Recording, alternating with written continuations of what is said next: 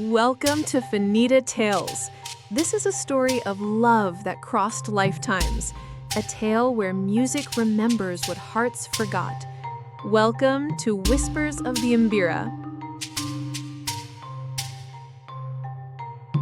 In a land where tradition dances with memory and music holds secrets older than time, we begin a story not just told, but felt deep within the soul. The road back home felt longer than Tariro remembered. Maybe because this time she wasn't just carrying luggage, she was carrying silence. A silence that had lived in her heart since the day her mother died. After 10 years in the city, she returned to her grandmother's homestead, nestled between tall masasa trees, red soil paths, and whispers of wind that spoke like ancestors. Gogo didn't ask questions. She simply opened the gate, held her granddaughter tight, and offered warm porridge and a mat by the fire. But that night, as the stars blinked awake and crickets sang their usual song, something else called to Tariro. A sound, soft, rhythmic, not quite music, but not silence either, like a memory played on strings. It was the Mbira. Drawn like a moth to flame, she followed the melody beyond the fence, to the old fig tree. There, in the moonlight, sat a young man. His fingers moved with purpose, eyes closed, skin glowing silver in the dark. She didn't know his name yet, but her soul stirred, like it had met him before. Tinashe, Gogo told her the next day, he is not from here, yet he belongs here. His father was a spirit medium, just like his grandfather. He plays the Mbira for the ancestors. They speak through it, if you're still enough to listen. Still enough to listen. That night, she sat by the fig tree. Tinashe didn't speak, he only played. And in the melody, she saw visions.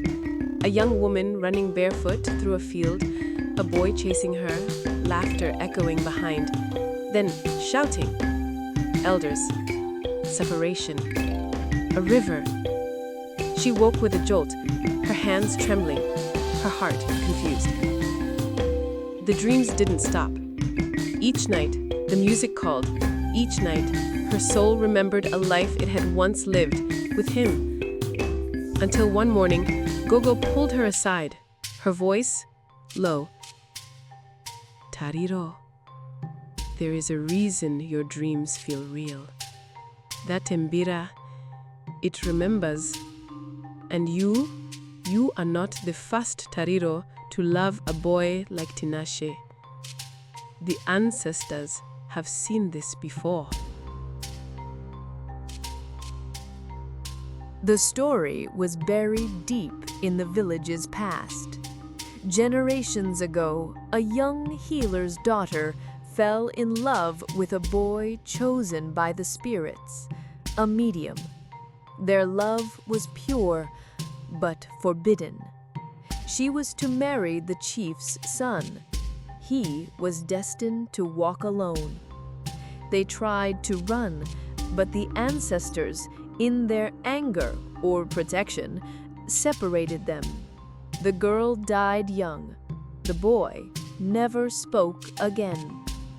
But before his death, he carved a final melody into his Mbira, a melody only a soul twin would ever recognize. Tinashe didn't know why the tune had come to him. He had been playing it since he was a child. I don't remember learning it, he said. It just lived in my fingers. And now Tariro hummed it in her sleep. The village elders grew uneasy. Love between spirit channels was rare, risky. But Tariro and Tinashe were already bound by something deeper than time. They made a choice. On the night of the full moon, the two walked hand in hand to the sacred tree. Tinashe brought the Mbira, Tariro carried a bowl of wildflowers and river stones, symbols of healing and memory. They sat beneath the fig tree, feet touching the earth, and offered their hearts, not to defy the ancestors, but to ask for their blessing. As Tinashe played, a wind rose. The fire crackled without flame. The tree whispered. And for a moment, Tariro felt hands, old, warm, unseen, touch her shoulders. The air shifted, the song ended, and silence, not heavy but peaceful, fell. They were no longer just lovers, they were bridge walkers between past and present. In every culture, in every village, there are stories the wind still carries, of love that defied time, of spirits who never forgot. Let whispers of the Mbira remind us, when we listen deeply to music, to dreams, to silence, we remember who we are and who we've always been.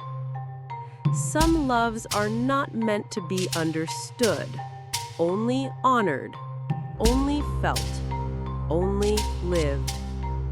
The end.